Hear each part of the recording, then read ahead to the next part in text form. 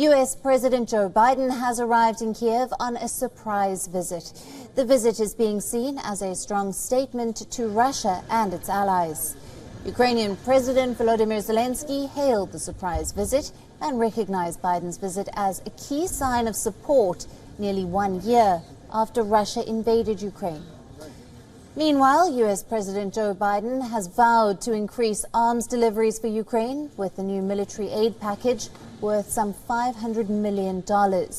This includes more ammunition for high-mobility artillery rocket systems.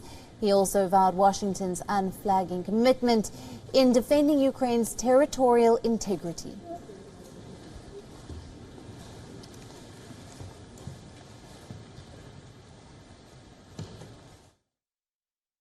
All defend Ukraine, and that doesn't count the other $500 million we're announcing with you today and tomorrow.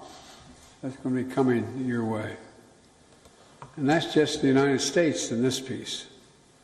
And just today, that announcement includes artillery ammunition for HIMARS and howitzers, more javelins, anti-armor systems, air surveillance radars to help protect Ukrainian people from aerial bombardments. Joe Biden tweeted on reaching Kyiv that over the last year, the United States has built a coalition of nations from the Atlantic to the Pacific to help defend Ukraine with the unprecedented military, economic and humanitarian support, and that support will endure. In another tweet, he added that when Putin launched his invasion nearly 1 year ago, he thought Ukraine was weak and the West was divided. He thought he could outlast the US, but he was dead wrong. Meanwhile, the air raid sirens blared across the Ukrainian capital, but according to reports, there were no signs of Russian air attacks. US President Joe Biden will be visiting Poland tomorrow, that being Tuesday, and according to Ukraine's defense ministry, Russia may attempt to disrupt Biden's visit to Poland.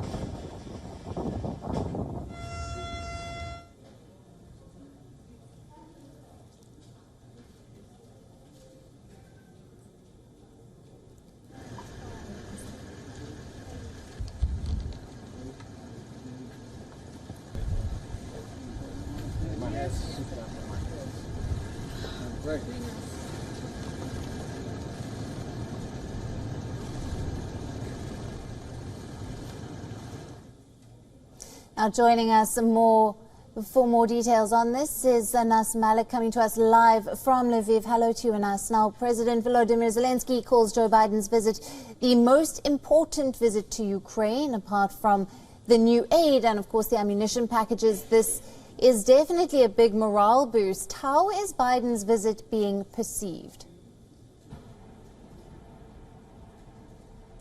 Well, this is the first visit by any US president since 2008. The last US president to visit Kyiv was George W. Bush in 2008, and since then we haven't seen a visit. And amidst the fact that there is a war that's ongoing, or there is a continuous aggression that is currently ongoing, this visit is very, very significant. What we're expecting is that there can be a possible announcement for an aid package or a further aid package by President Biden, or during these talks that have come through, that have happened.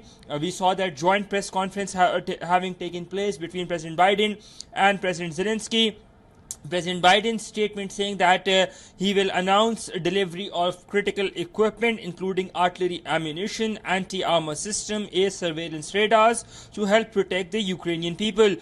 Now, this was an unannounced visit, Alison, and what also has to be kept in mind that it just comes ahead, days ahead of when Ukraine marks that 1 year anniversary. So it would be read in many ways, not just a show of solidarity, but in ways that that one would perceive that in Moscow at least, that they would be rather wanting to perceive it as a major escalation.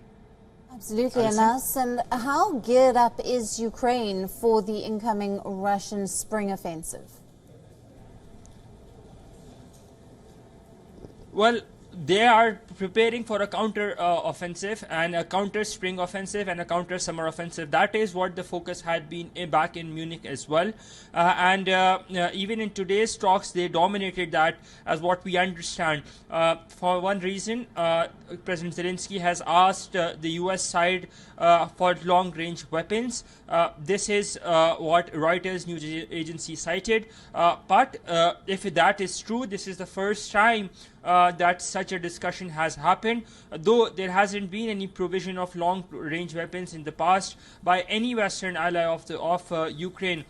So at this point of time, the weaponry in Ukraine is being utilized at its optimus or at its utmost, at its optimum.